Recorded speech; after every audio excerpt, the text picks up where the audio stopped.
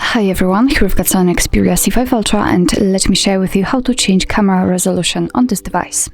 So firstly, let's enter the camera app, and since we are in the standard photo mode, we can enter the settings, which are here in the left corner.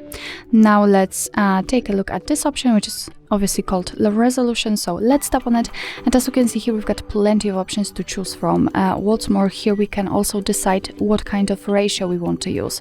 For example, we've got 9 megapixels option right now applied with a 16:9 ratio.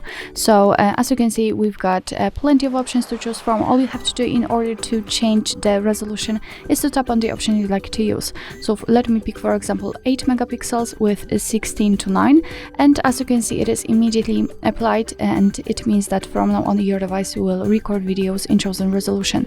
Be aware that after changing it to, let's say, another ratio, the camera look, the camera shape will also change. So for example, after picking 8 megapixels but with 4:3 ratio, as you can see, and the camera is a little bit smaller, it looks more like a square. So well, actually this is it. This is how to change video resolution, camera resolution in your SONY Xperia C5 Ultra. Thank you so much for watching.